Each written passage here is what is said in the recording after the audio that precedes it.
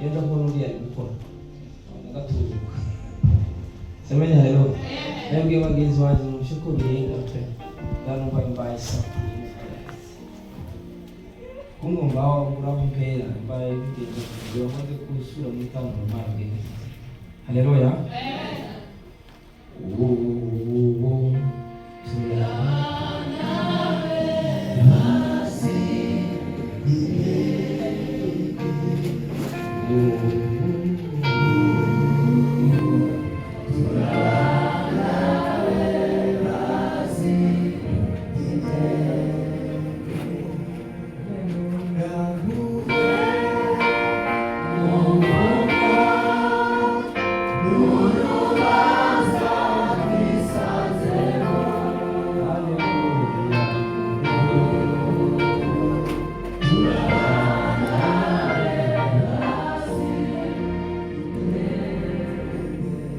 haleluya kadusome ngira ngo muraza kureba ingoma ya mbere ibice 4 ngomba gusoma ariko ngiye gusoma Yakobo ibice 5 ngomba 16 mutegura gusomere ingoma ya mbere 4 no kwicumi kugira ngo tuze kugenda.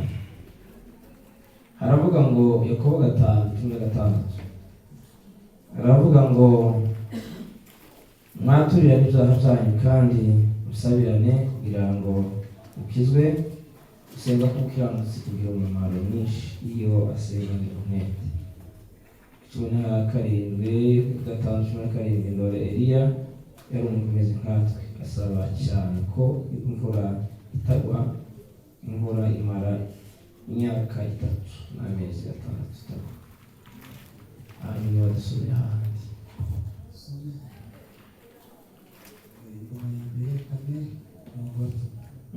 Abamu Yabesi akagana Imana ya Isirayeli ati icyamba ukamba umugisha rwose ukagura imbago yanje kandi ukuboko kwawe ukabana nanje ukandinda ibyago by'imbabazi, nuko Imana imuha ibyo yasabye. Amen. Murakoze Imana wese umugisha. Turashimira itorero pastor twamushima mu gitondo, twongeye kubashima Imana umugisha. Abavuga tumwe bagenzi baje mwakoze Imana ibagire neza mushiki wacu vuye kubwiriza bwirije neza cyane kuko mpashaka rero mukasi mpangere kwisubira konagira ngo ndebe nanje rero ko nagira ahantu havuga. Haleluya kuko bishaka abantu bose namwe turabashima Imana ibagire neza. Kuva tugera hano wasanze hariho inyigisho cyangwa umutwe w'amagambo uvuga hejuru y'amasengesho murayazi kandi byaramuka wenda umuntu akamenya uburyo ayakoresha, ariko buri wese azi amasengesho cyacu. Haleluya. Twaganiriye hejuru y'amasengesho ahindura ibintu. Aya masengesho ahindura ibintu twasanze nta kintu na kimwe atinya. Icyo ari cyo cyose ayo masengesho agihindura. Amen.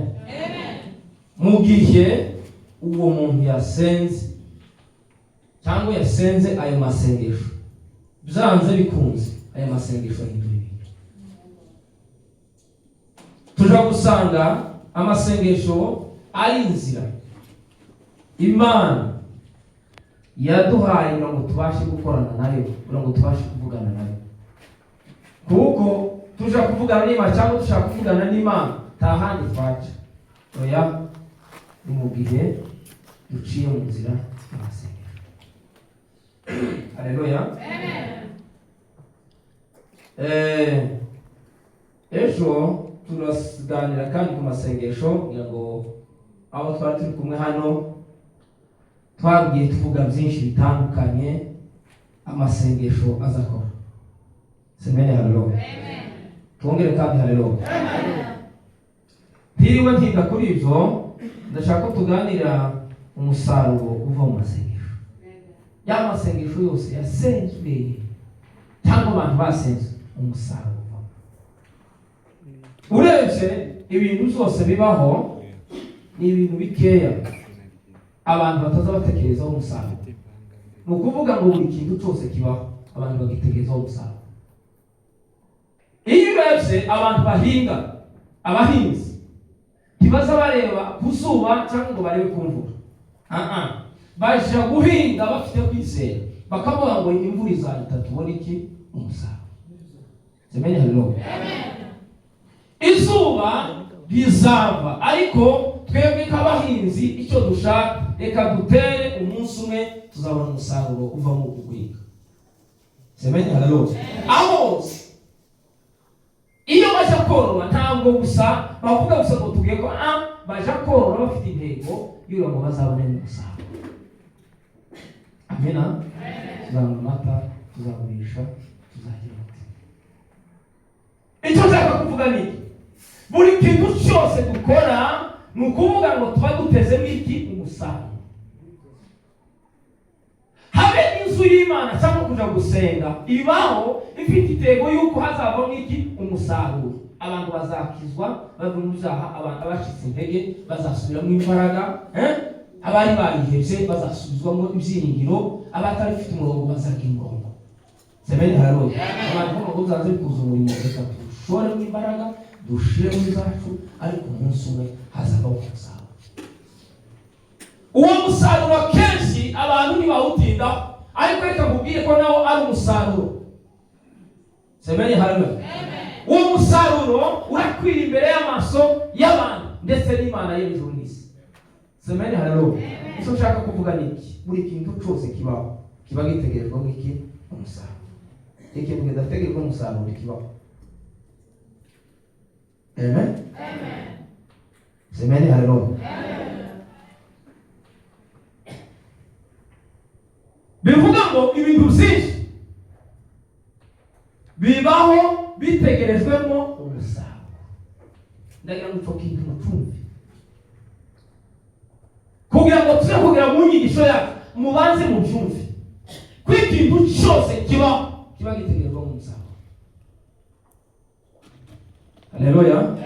Batubwiye umuntu ukora uba urangwa apfa kwirwanga gusa ngo uba mu muhanda ngo ikiza kimunezeza sibyo zina uba azanezwa yuko aza kuba umusaruro w'igihe agashikoti mufuka akaba zamabuca mu gitondo havugise kubera ko kuyobora igihugu yiyubuze gitangaza. Tubwiye mu bene abanyamabutike ari abacuruza ibintu bitandukanye baza baje gucuruza bafite ibyingiro ko bazunguka bakagenda bizeye, bagashima bagacuruza bakabona umusaruro bakanezerwa. Haleluya. Bivuga ngo muri izo zose bibaho nta kintu kinganya umusaruro w'amasengesho. Haleluya. Ndagira nicyo kintu mutumbe cyane. Amasengesho arenze ibyo bintu byose tuvuze. Bivuga ngo amasengesho arenze ibyo bintu byose, iki umusaruro w'amasengesho urenze ibyo bintu byose. Ubitekereze neza, mubyumve neza, amasengesho afite umusaruro uruta ibindi bintu byose bibaho. Haleluya.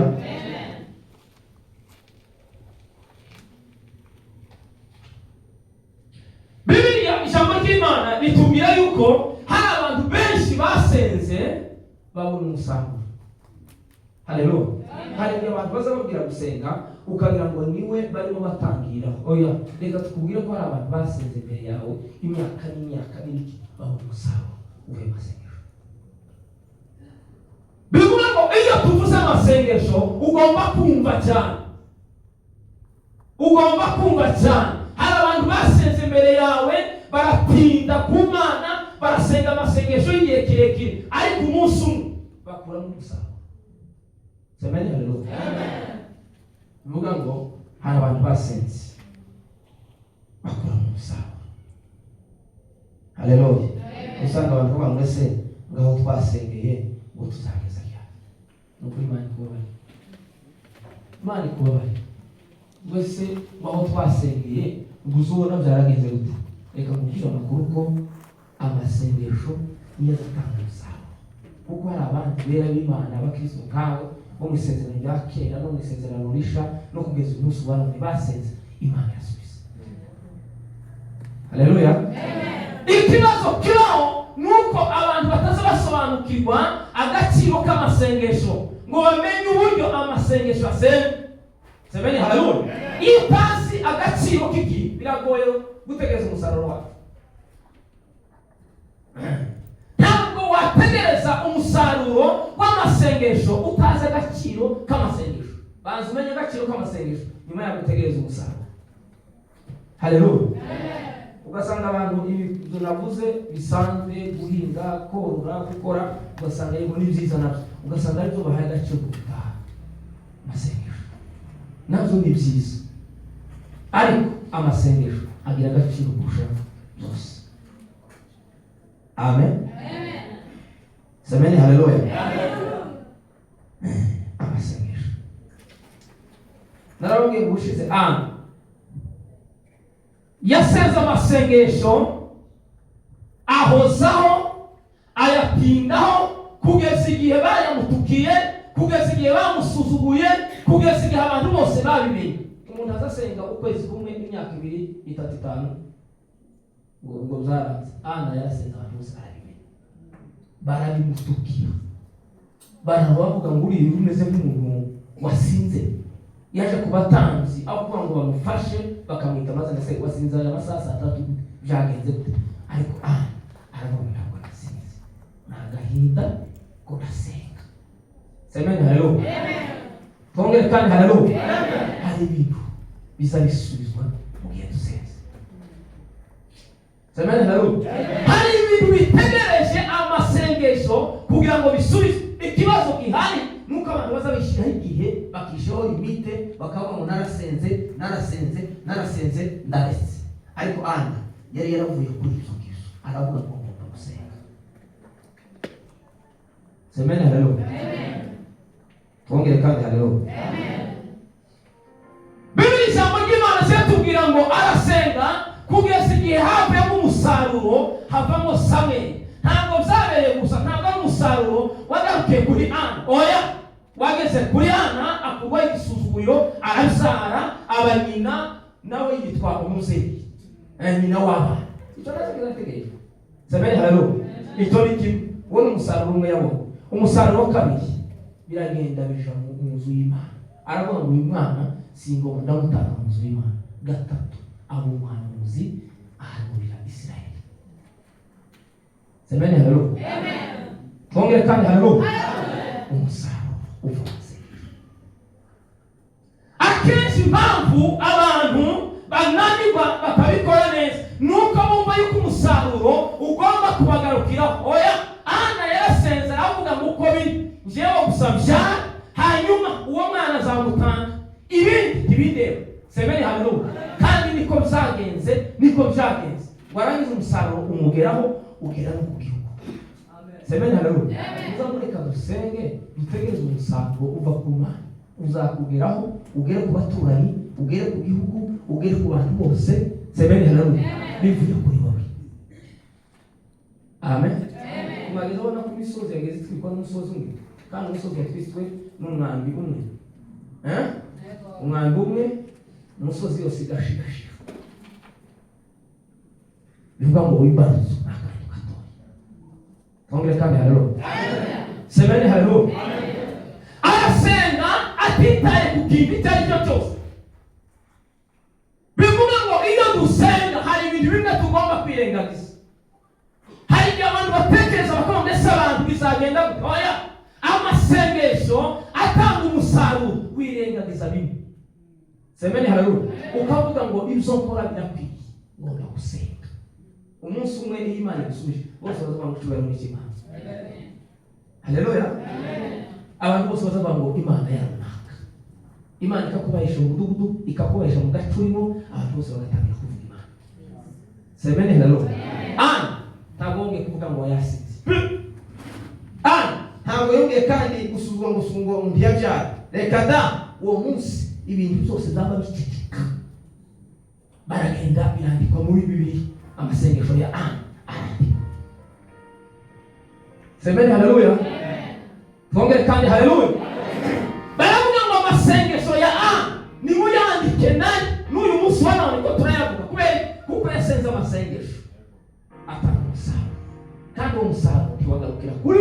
urarenga ufasha n'abandi ndetse no ku gihugu cya Israel. Samweli arahana abantu barakira, abantu bakubahiriza.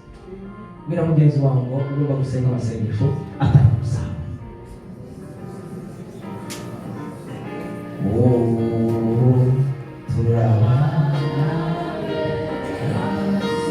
Doma prostiki nitwa.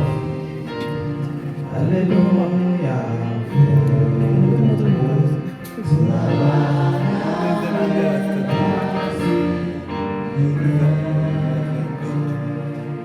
Bibiri jambo ry'Imana zatubwira ngo itorero ry'intumwa barasenze. Semeni haleluya. Mvuga ngo gusenga. Haleluya, haleluya. Itorero ry'intumwa barasenze, baravuga ngo mureke gusenge. Icyo gihe bari bagiye kwica Petero, ariko baravuga ngo ntituvuge ngo dukoreshe akantu, mureke gusenge. Baregerana bahuza imbaraga zo gusenga. Semeni haleluya. Bibiri jambo ry'Imana zavuga ngo muri cya gihe barimo basenga bumva umuntu ukomanze ngo barebe babona Petero. Vuga ngo amasengesho. Semeni haleluya. Ariyo masengesho. Ariko hapana kuvuga iki. Hari abantu bari kuvuga amasengesho n'amasengesho. Semeni haleluya. Baravuga ngo nta kindi twakora, mureke duhuze umutima dusenge.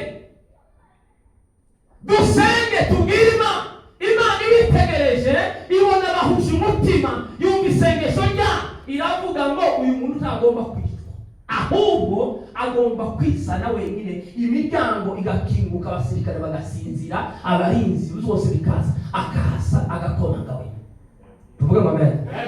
Amasengesho, umusaruro w'amasengesho n'amakazi baho. Ariko impamvu ibintu bizabiba mu Rwanda nuko abantu gusa basenga bisengesheje.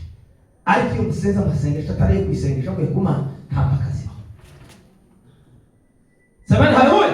Ayo masengesho abantu bose baratuza bakavuga ngo ibi bintu bivuye ku Mana. Ariko impamvu kenshi impaka zibaho nuko basenze amasengesho yo kwisengesha, yo kwicugusa. Ariko amasengesho avuye ku Mana atari kwereka abantu. Nababwiye ejo ngo abantu bazavuga amasengesho naratangaye. Hari umuntu wasenze akamapanga ngo Imana rubele ntacyo bishoboka. Yewe yagize gutitambika igororotse kandi imeze neza, zikora neza, ijwi ryayo rizahinda neza, yavuga mu gitondo abantu bose akavuga neza. Haleluya. Kandi uko nyiri ko yahamagawe. Semeni haleluya. Nabyo ni byiza, ariko ndashaka kuvuga amasengesho atanga umusaruro. Semeni haleluya. Sinshaka kuvuga ishusho yawe uko yaba ameze kose, ariko icyo nshaka kuvuga amasengesho atanga umusaruro. Imwezi macho. Semeni haleluya. Mwazigeze nawe mwazisaje. Ugaruka sauti. Semeni haleluya.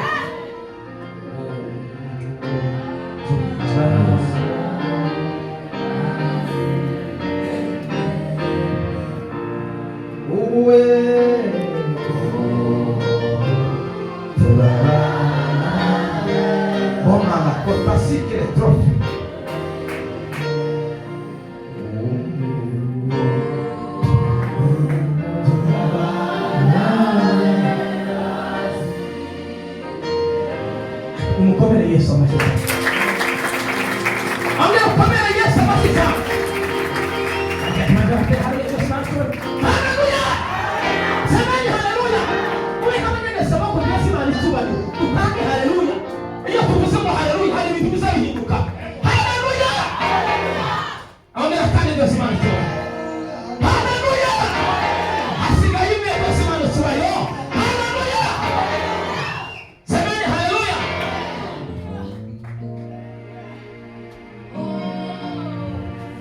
Zahora ngisunga urushobora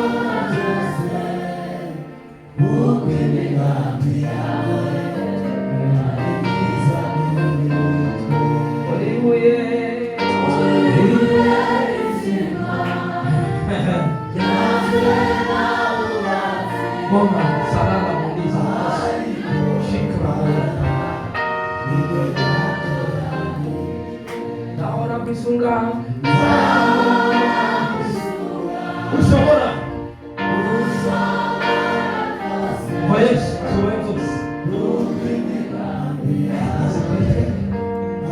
Hallelujah.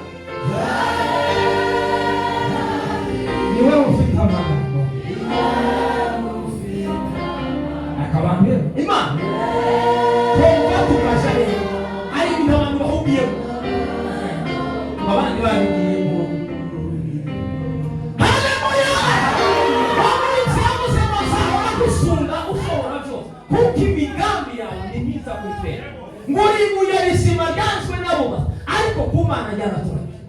Twakumva tukaje kuko ariwe ufite amagambo meza. Jambo la fontaine.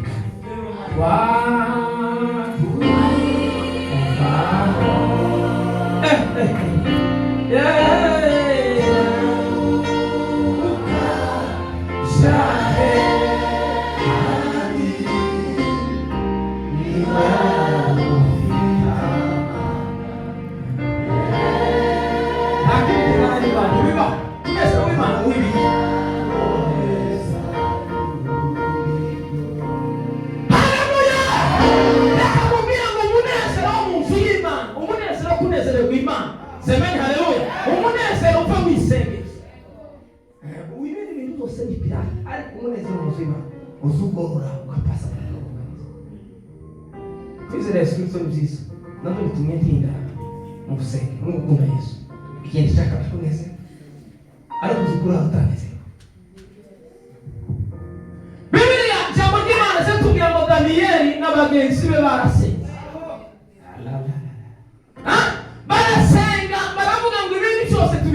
Baravuga ngo reka dusenge. Nta burenganzira bari bafite, nta ruvugiro bari bafite, nta mwene wabo nta. Baravuga ngo uko biri kose mureke dusenge. Yewe ugira mugenzi wawe ngo dusenge. Ibintu bigihinduka. Ibintu birashakara bifite gusa. Nta murongo uhari, abantu bariganya. Nta cyerekezo. Abantu bari mu butayu. Ntabwo bazi aho bava n'aho baje. Rivuga gusa n'ijyajwi ryo mu busaho. Bibiliya ijambo ry'amazongo Daniyeli n'abagenzi be baravuga ngo uko bimeze kose icyerekezo cyacu, imbaraga zacu, ubushobozi bwacu, ubwenge bwacu nta handi mureke dusenge. Semeni haleluya. Ijambo gusa gusenga ririmo ibyo ushaka gusa. Amen. Semeni haleluya. Baravuga ngo mureke dusenge. Ijambe basenze ibintu bishagaraye, barasenga bahinduka abatoni. Kumva ntabwo ari kuvuga ngo gukunda, barenga gukunda baba bato. Semeni haleluya. Bivuga ngo si imbaraga zabo, barasenze gusa ngo basenge. Imana yumva gusenga kwabo ibikuri ikintu kirenze gukundwa cyitwa gutona. Baratoneshwa ibugana. Abantu bamenye kuko Daniyeli n'abagenzi batonye ibugana. Amen. Uko ibintu byose ndokunda gusa ko ntimurashaka ko bikunda. Ni umugume mwibere ko mushaka.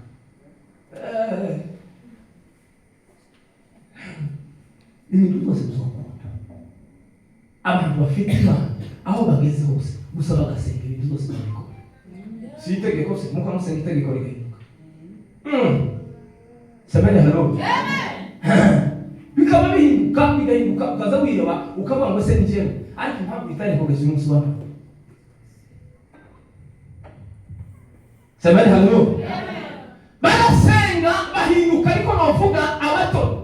Icyo ni cyambere. Abantu babyitegereje bagira ubwoba, baravuga ngo se abandi baba bigenze gute n'iki cyabaye. Oya, ntabwo biringiye izindi mbaraga zose, ntabwo baciye ku ruhande. Semeni haleluya. Baravuze gusa uko bimeze kose mureke dusenge. Amen.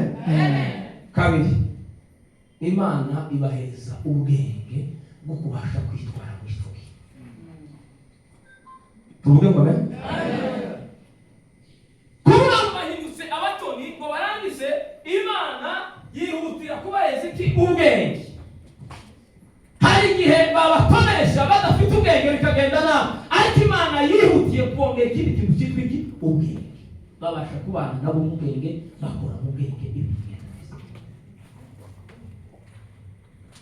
Amen. Amen. Musubize haleluya. Amen. Gatatu, Imana ibongera ikindi kintu cyitwa igikundiro. Ituma Imana yo mwijuru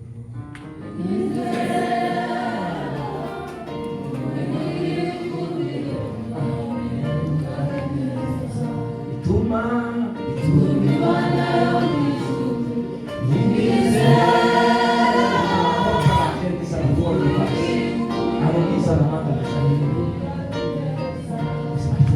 Haleluya! Bituma Imana yo mu ijuru irangise ibaheza igikundiro ku mwami Nebukadinezari. Semeni haleluya. Ahari urwango hahinduka iki? Reka amasengesho. Semeni haleluya. Abantu bari baraho badafite n'ikintu na kimwe. Babona ikintu cyitwa igikundiro. Kandi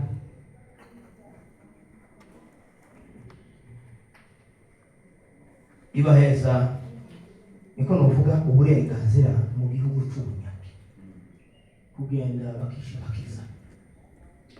Uyu munyamahanga azagenda bakamuvuga ngo uyu ni umuntu sinya mvuga Iswahili kuvuga ngo ndavuga imusi Iswahili muri bakize wanisha Tanzania kuvuga ngo nishuki tukindi sinzi tutwaza kuvuza ngo jama kusema Iswahili cyangwa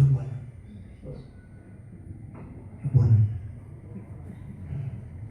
kandi bikumvikana uvuga ngo ikintu kigira imbaraga naho kiri rwose nabyo ni rwose none kibovyo none kandi kumva uvuga kibovyo ngo kandi ko ari Igiswahili cy'original ariko ubunya ngo tikiba bikobye. Haleluya. Imana ibaha ukwishira bakizana bakagenda batikanga. Amen. Haleluya. Uyu ni umusaruro Imana yahaye Daniel na bagenzi be. Ni ukuvuga ngo ntabwo bari bafite ariko ngo basenge Imana yabimanura iravuga ngo ugomba kuba tori ugomba kugira igikundiro bigomba kugenda gutya bikagahari. Amen. Haleluya. Abantu bose bareba ngo amasengesho Imana ya Daniel na bagenzi be gusenga birahinduka. Vuga amen. Ni byiza ko ugomba gusenga abantu bakamenya Imana yawe. Hari abantu ngo Imana yacu urayumva ngo kumbaga ngo haleluya urayumva kumbaga agatara haleluya kwa jina la Yesu watu yeye kumpaka kugana n'abantu ngo Imana yacu urayumva ibosho. Imana yacu ikore ibyayo yitose. Amen. Amen. Umusaruro uva mu masengesho. Ikindi mu gihe amasengesho atanga umusaruro ni mu gihe umuntu aba yasenze agashyira mu mwete. Haleluya. Bivuga ngo umwete ni uguhozaho, ni ubuzima buhora busenga ibihe byose. Ntiwavuga ngo wasenze mu gitondo ngo numara uvuga ngo reka tegereze umusaruro. Oya, ni uguhozaho. Bwira mugenzi wawe ngo mu gihe uhura n'umusaruro w'amasengesho ni uguhozaho. Ari amasengesho y'umunyamwete. Haleluya. Iyo sense ayo masengesho aguheza umusaruro urutamo abisi baguha. Semeni haleluya. Uwo musaruro ureza umusaruro w'abisi. Abisi bo guheza bikageraho bigarukiye ariko iyo usenze neza umusaruro w'amasengesho urutamo abisi. Haleluya. Ni mureke tuzadusenga. Kandi gusenga hari umuntu umwe muzasenga ariko merewe neza. Senga wumva utamerewe neza, senga wumva umerewe neza, senga uzumva utashumva gusa usenge. Inacake wumva usenga, wumva umeze nk'abiri senga gusa. Vuga ngo usenga gusa usenga umwanya wose. Situation iyo yose urimo usenga. Akabona zawo kamera basenga baze n'ubwo ko dekanye business. Acake jagaraye uri musako. Ugomba gusenga. Haleluya. Ni ngira ngo ijwi ryawe yatakiye kure.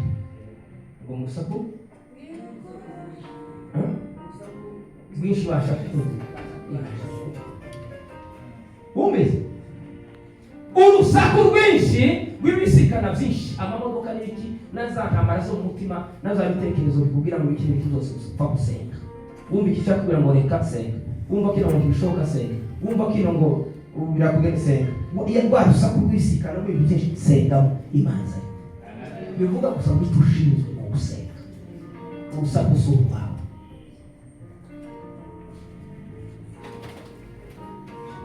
Abantu yarangiye urufizi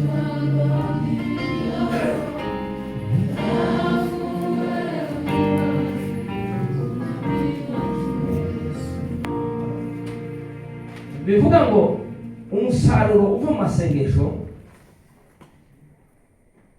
amashuri ntashobora kugeza umusaruro, ababyeyi ntibashobora kugeza umusaruro, igihugu ntigishobora kugeza umusaruro, bene wanyu ntibashobora kugeza umusaruro. Twongere kandi haleluya. Twongere kandi haleluya. Kandi uretse ibyo bintu bivuze n'ibyo abantu kenshi bashingiye ku gihugu ni cyiza, kuri bene wanyu beza, ku mashuri ni byiza, ariko ibyo bintu byose biguheza umusaruro cyangwa bitanga umusaruro uri munsi y'amasengesho. Bivuga ngo amasengesho ni umutungo w'umuntu Imana yaduhaye. Semeni haleluya.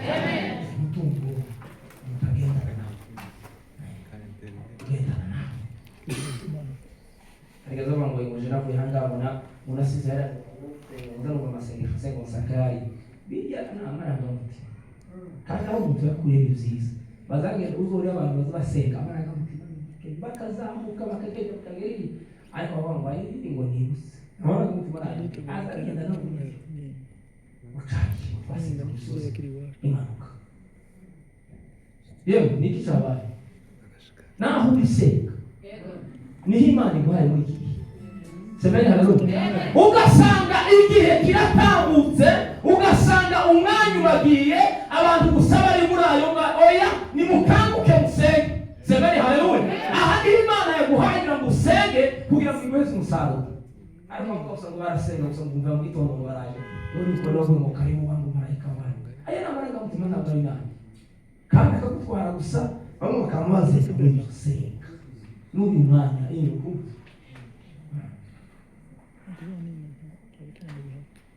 ngaho muhatekereza ubari genda umutima wuzufukana n'Imana. Haleluya. Kandi ni byiza ni waba ariko nyine ahora harumwe Twongere kandi haleluya. Senga kugira ngo Imana itange umusaruro. Mushobora gusenga Imana ikabahindura abantu bakomeye, ikabahiza umusaruro, hanyuma wa musaruro ukabahiza imbaraga zo kubasha kugeraho umwana we. Twongere kandi haleluya.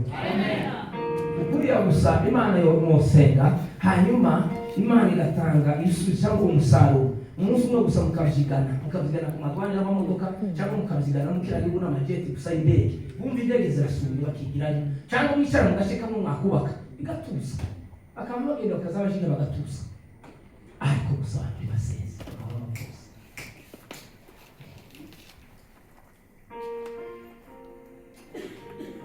Twongere kandi haleluya.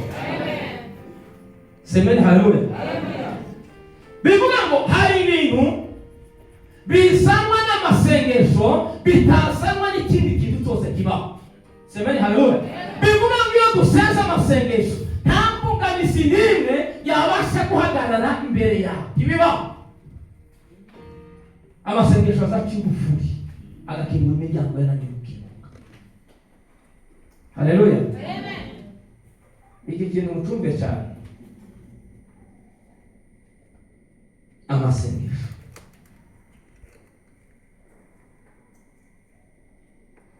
Hari ibintu bitera amasengesho gutanga umusaruro. Hari ibintu hari uburyo umuntu asenga y'amasengesho agatanga iki umusaruro. Icyo kintu cyo kigomba kwitonderwa. Atari ibyo wahora usenga ibihe byose gusa ugasenga ugategereza umusaruro ukabura. Hari uburyo butuma umusaruro uva mu masengesho. Ni mu gihe asenze akiranutse.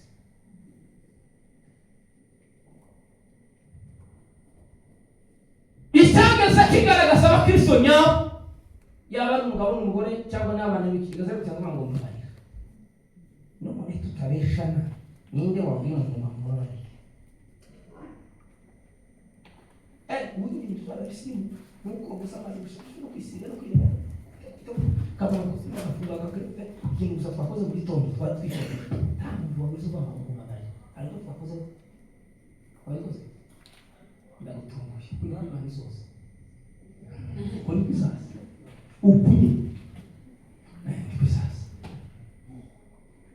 semeni haleluya twongere kandi haleluya ni mu gihe umuntu asenze akiranutse akavuga ngo ngiye gusenga ese ndakiranutse mutima wanje n'abagenzi banje n'abaturanyi n'abandi umugabo n'umugore ndetse n'abo baturanye n'ibiki bamaze kuvugana bakagira amezi 3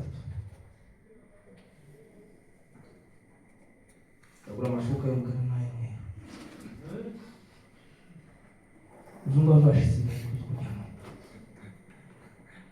arimo ngo mubabari n'abageze igihe wagiye kwikora twari turi kumwe wari ufite ubwenge igifuza mugiye mureka hakiri umbabarira ngo naje satani byaguteye niba wabishatse satani azabanyeshe zanyeshera abantu babigira nk'abantu gusa we reba umugabo w'umusaza cyangwa umukecuru ngo satani yahandi urabesha ikamere yawe ikuteye bagucika tese baheka ingozi bawe babwi gushushu ibiki n'ikikoresha ariko uteye muri gusatani ikorera ntawe amaso yarahumye ubwenge bwarashe umutima waruhari wagiye hari utibibi muri mu mbabari no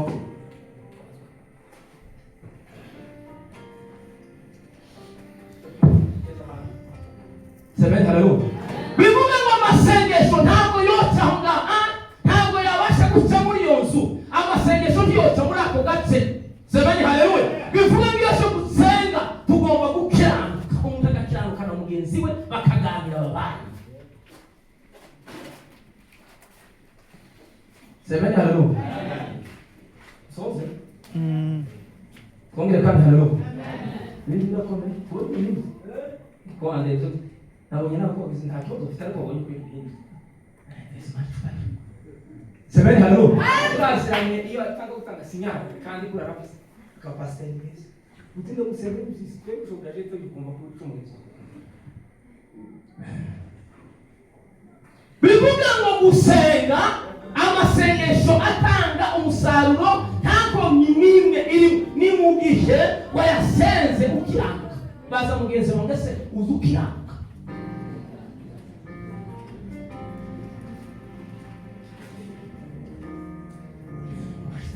twakwise bantu baza mugenzi wanjye maze asenga yakiranutse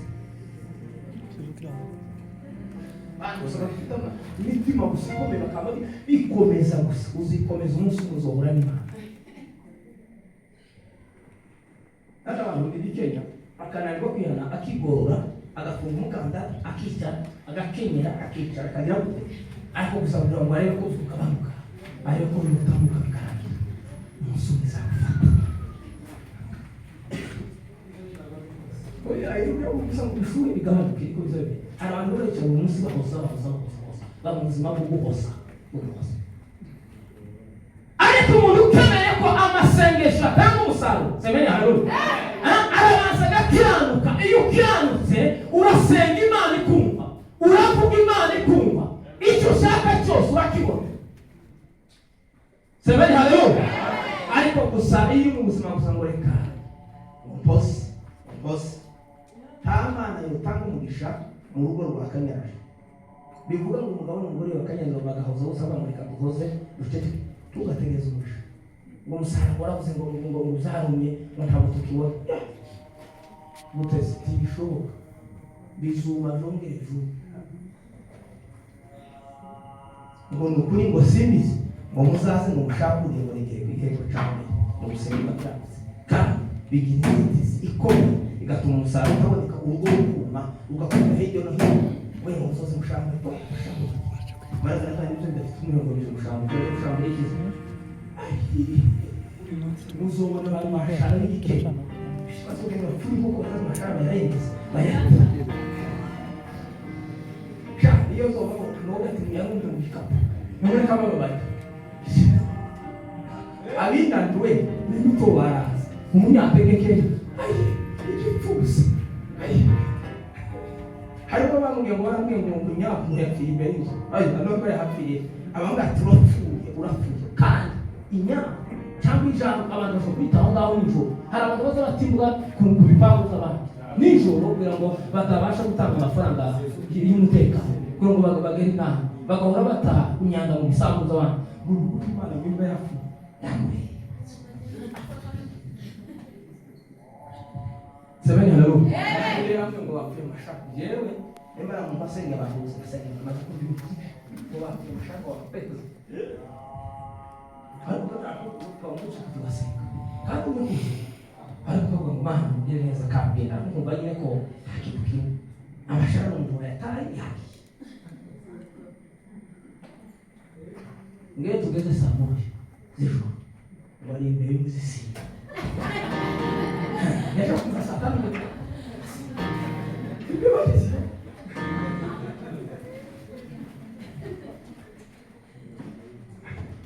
Dois para sua.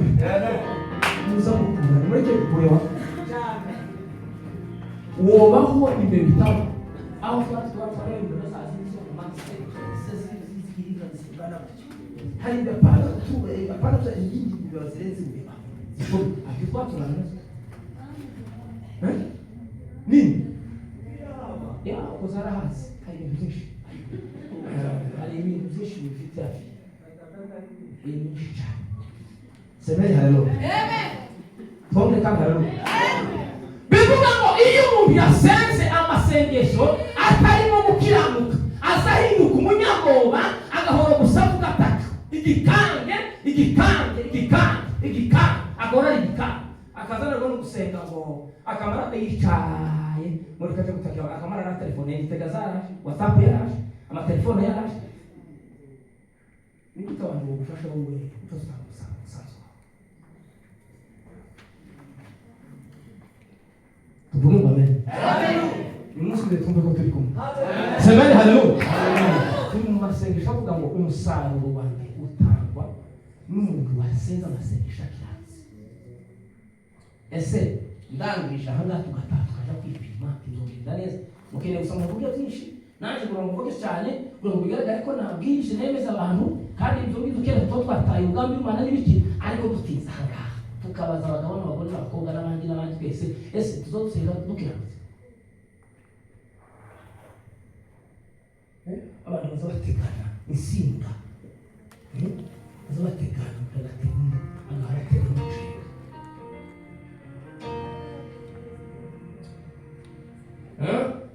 umuntu akazora ataza kw'isundi nigute Imana isubiza umuntu ataza kw'isundi akaba ibintu bazahishingiye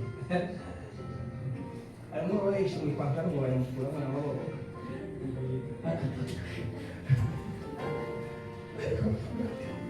abantu bakiranuka barayashobora amata barayatwaye mbere wayavuze kigeza yavuye amaciro sika ako ntabwo batera umutsima kwihana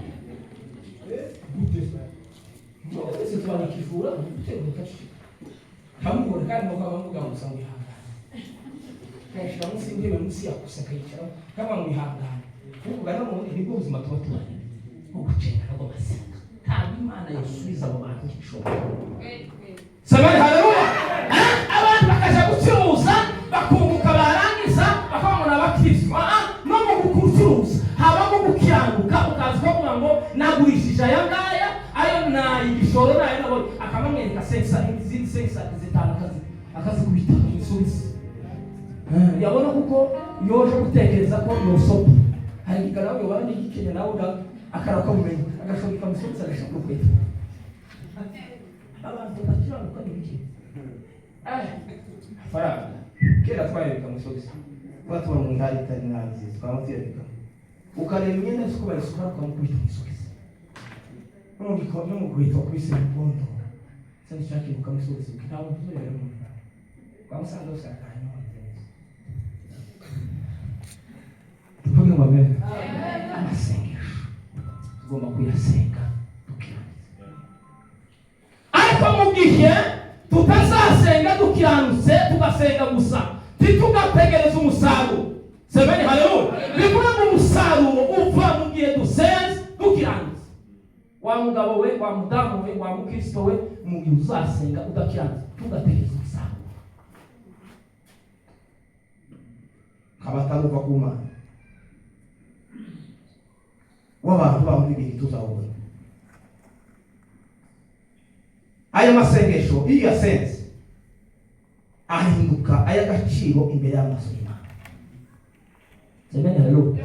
Ntabwo bigaruka kuri wewe, biragenda bikazamuka imbere y'amaso y'Imana bikagira agaciro. Amen. Amen.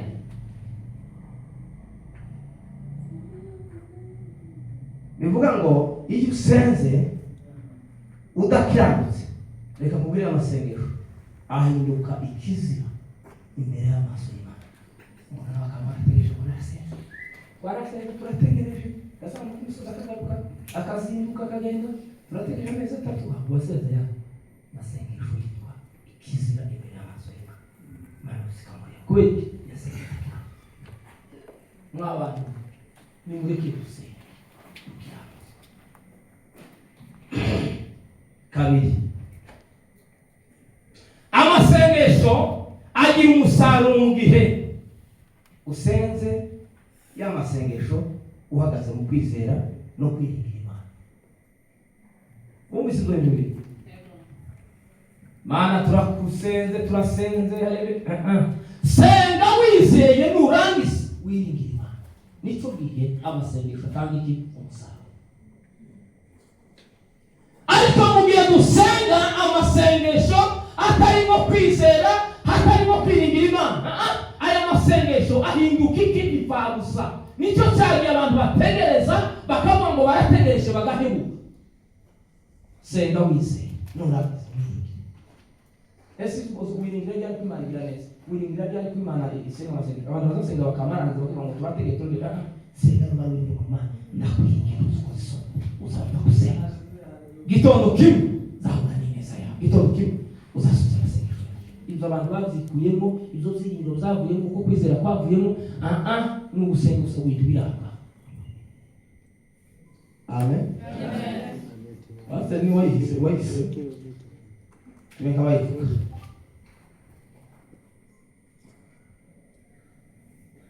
Bivuga ngo amasengesho yose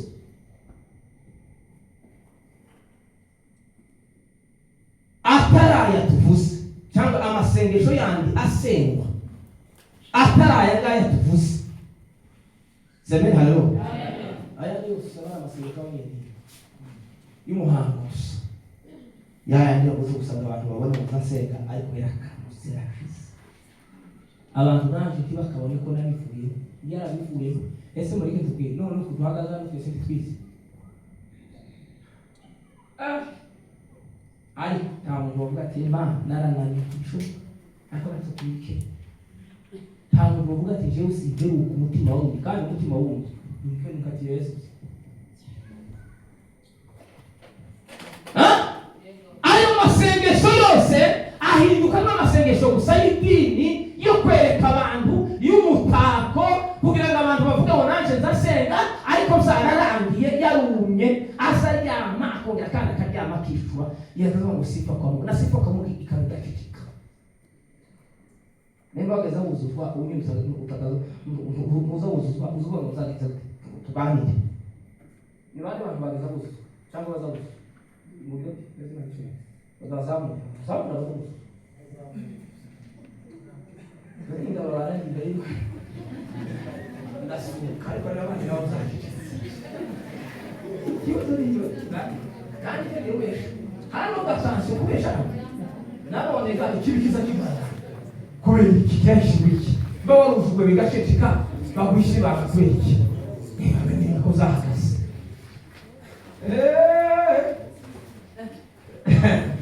Wese mali shuwa sana haleluya. Umuntu yarusuzwa akavuga ngo Mana akasha mundi nakanezerwa Imana ubu nyine byarasecetse byamagenda arabyemera sese ngo numukristo kandi bari kirekeza giteso ukukora ikintu muri kwa kifa iko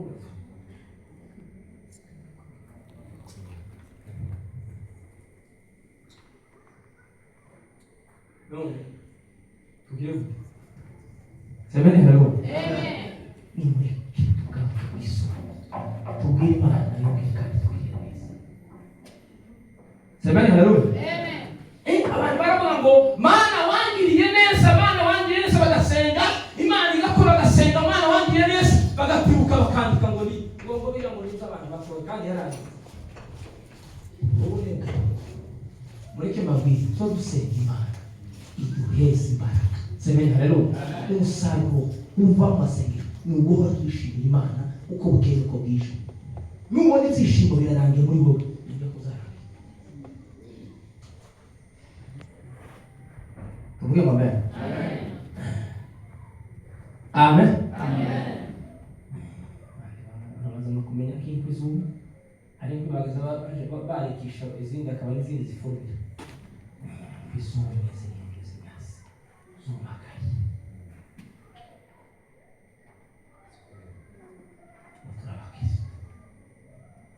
Embora os amigos da Cristo não vão muito isso. O mundo está cagado. Já não.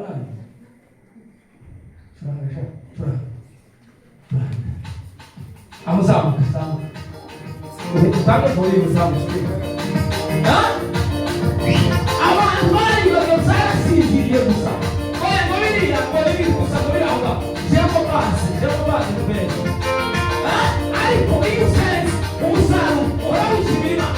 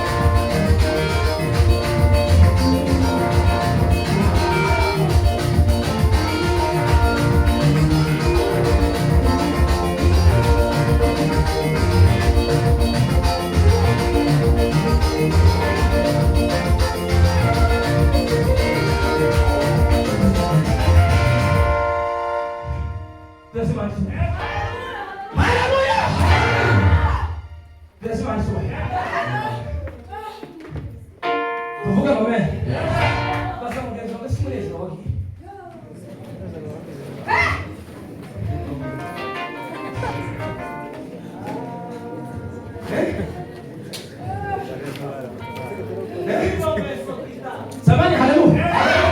Kira mwasi simulesi rohi.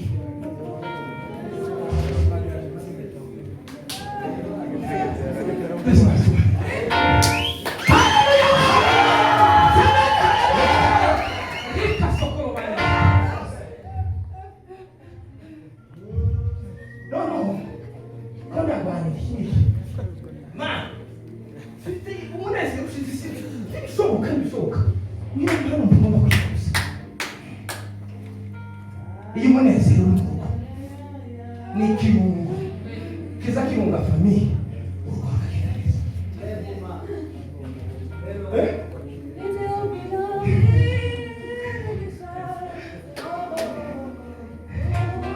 Ariko atari umunezero uwakakubera ibyishimo n'ubuzima bw'umukazi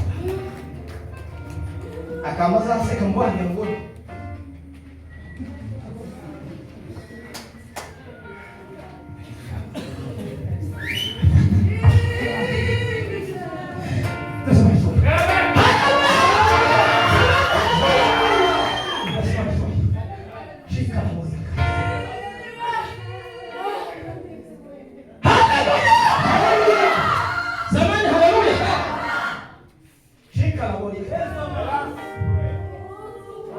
ninde ukeneye gusubira mu mbaraga ahagurika umusenge tumwihanisha turasenga tuvuga ngo ma wongere umuhire asubire mu mbaraga uwo muntu ahaguruke baba ko gahunda umwe mwishyura ngo tumenye bahagutse akatwa gahunda umwe yakuzikana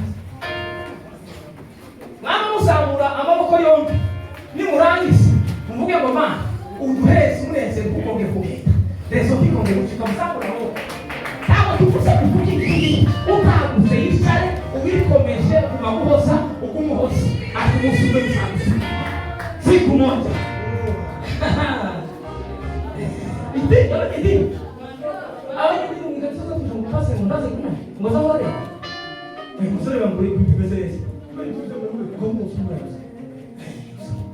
numvise ko cyane kwiki myaka mirongo none nyisuka nzaye kwera muri bimwe kandi ari ngana gute ide ariko ndani kisaze sabana halo hato babasi kweli umunsi wano mube akite bibizi neza kwa kugenzi wawe unati ufata niwe bakangu Jilisa patandini ya koroma, sababu ya koroma mbele kati. Rika sakala wanda la kori ya sandala shikile mbele. Administration ni kuruma na kazi ya kwa. Shika na bole mpaka wa shika. Kwea mgizi na Yesu. Aba ibaraka zitame zimao. Ibaraka zimikamba. Ibaraka za pesa na kutunga. Ibaraka za pesa watu. Reshelisha la fonde ya kalike. Risa la fonde ya kalama ya kari. Shika sio kutaka.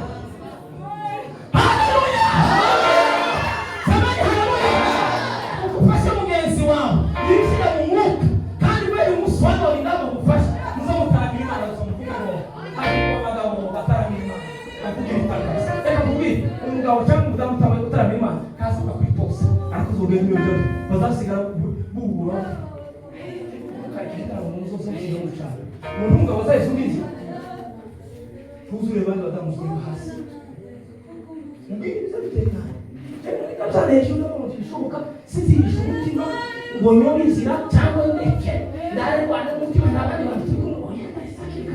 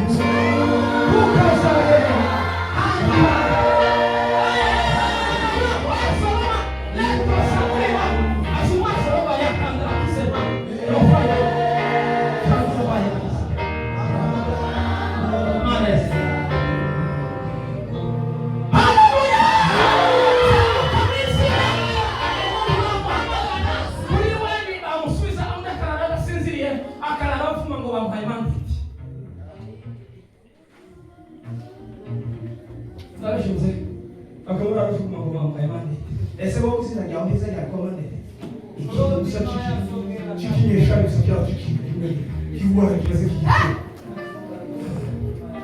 ujya abantu bakiriya dufata semeni hariho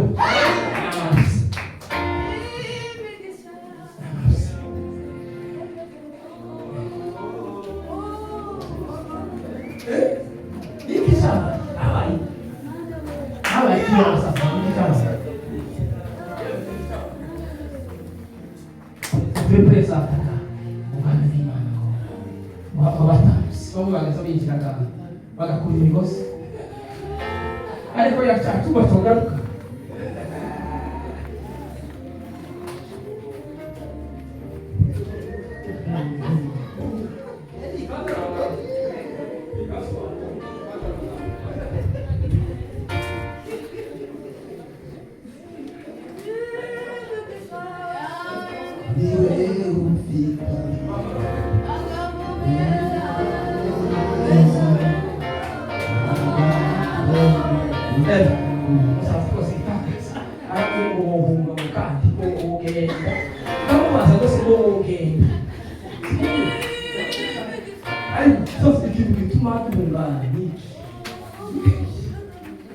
none se twazi ikibazo ni iki? Ese uyu munsi tutofata tugasi uzana urupapuro twandika amazina dusinye iyo karizo yibikasa bazane registre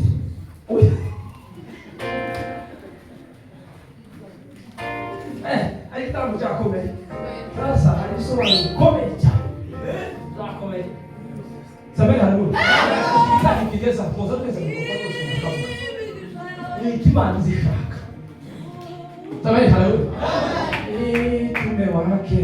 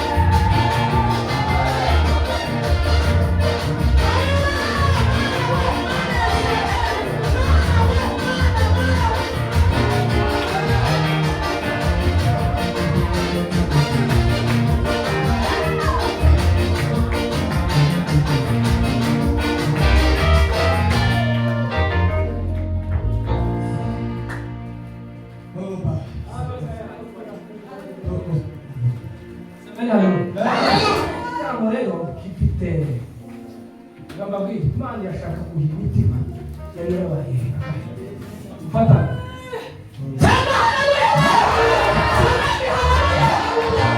basoma ngo bakoze igitero. Imana irashaka reconciliation mu buryo busanzwe no mu buryo bw'umwuka. Abantu bakageza bavugana n'abavugana bavuza bakeka gusa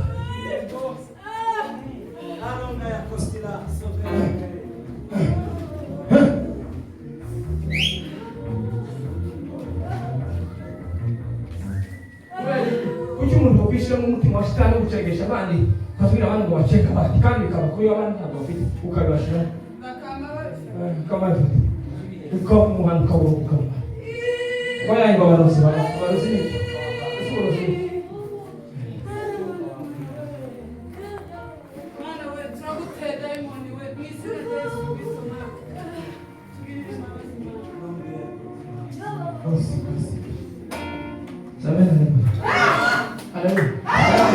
nagira ngo ndenga aho bwabuzananiye ndashaka kuri yakwete kandi kuko turakora ibyo Imana ishaka samene haleluya uku twokongeza tugakongeza isi yose gake ariko mukabona tubakeneye kura hano impamvu y'Imana ariko mbabiri cyatuyura ngo bishyura kuzana mu gikora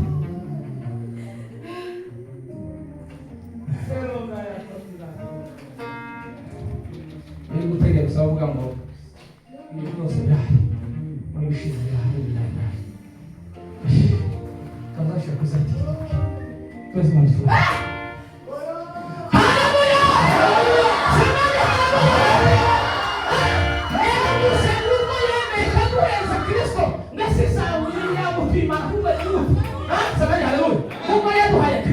bizamuhana n'ibindi byose ubutunzi n'ibindi byose kuba dufite Kristo. Haleluya, haleluya.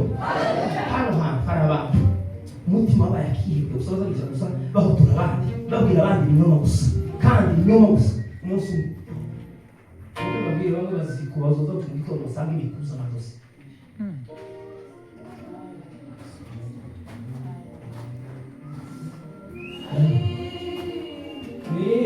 tumewake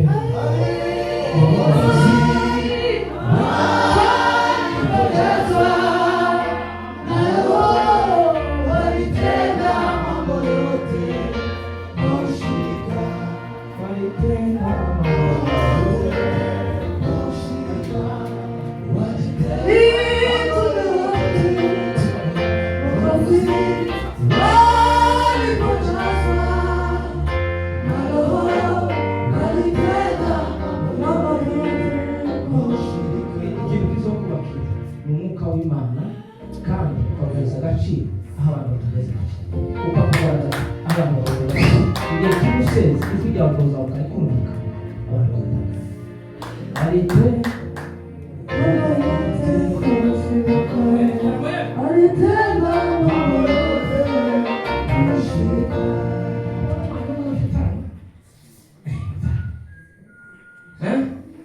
haleluya mwaba mama Goluku Musatani Munisika.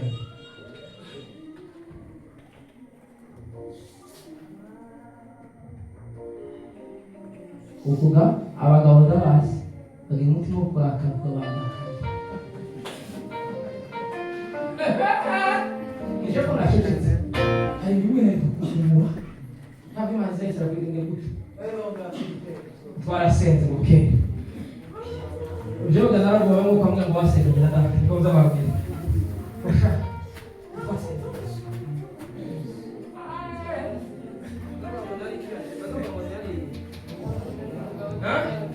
Umwanya w'abasaza wari icyo kwatore. Kare ikera. Yoga muracyo ngo natunze. Abatunze nyine waje kubandi. Wewe mujagaze gushaka kubandi. Bandi nawe icyo. Kero yo kuyiwanya gusa. Ungaza kuyiwanya gusa. Unyere ziraho zitazi. Leo sasa kwa mwana watunze kana maganaga. Ulianzia na yeye makutu kigenda. Sasa ndio mutima wawe kukwikusa waricaye gusa nasiba namubwira rangi reka dutangira turabiza baramuye dutara pese mashoye haleluya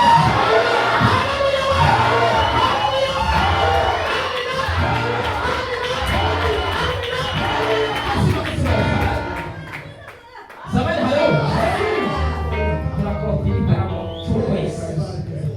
turakotire cy'ukwezi igihe Imana izabishaka ariko muri tuzobona ronga basize mu nzu tuzobonana muzotereka abantu mukakanye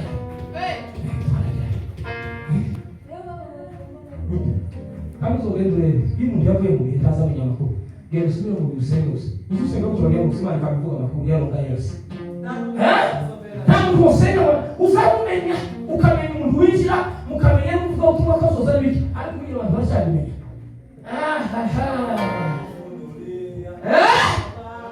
Solo mayaka. Ema sasa. Niyo bakumva. Sabani haleluya. Muri Yesu. Mama tunashirika ndani.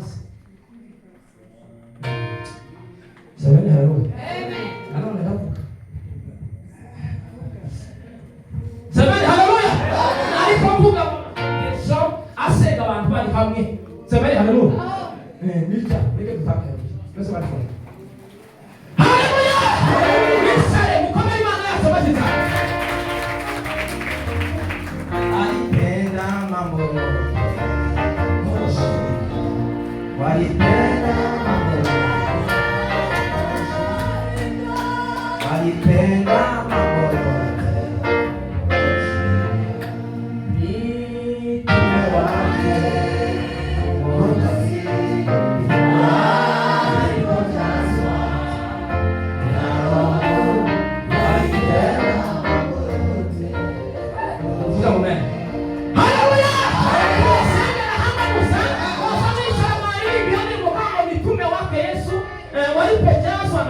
Walipenda mambo yote kwa ushirika abantu bakandika Imana ikavuga makuru ariko ubugira abantu basigaye byinshi indirimbo byinshi amagambo menshi ariko usaba umuziki uje mutuje n'igitaramo gituje kiza gikuru umutima uzure gusohoka zo mbisi yashize walipenda mambo yote Mungu akasaba kukupa walipenda mambo yote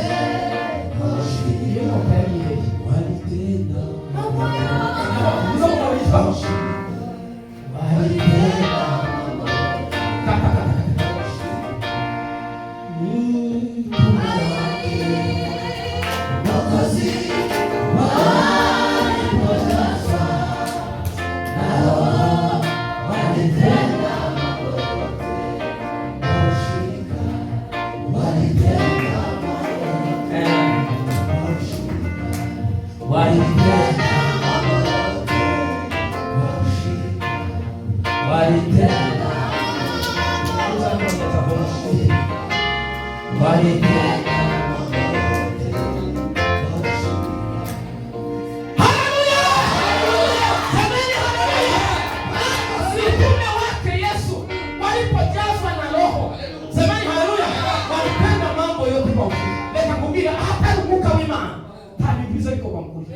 haba macha kwili ni bizosi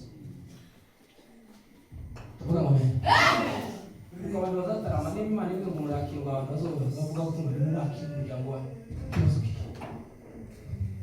haleluya imusubiza yemo haleluya mwarushi tangi haleluya murasaki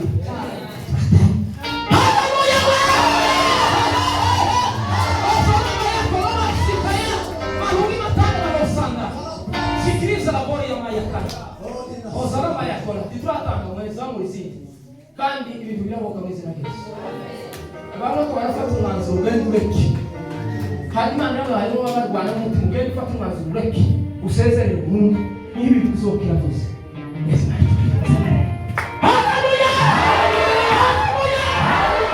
amen samani haleluya let's man pray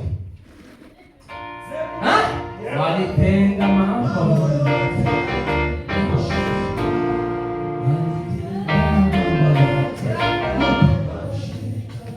Good kasha.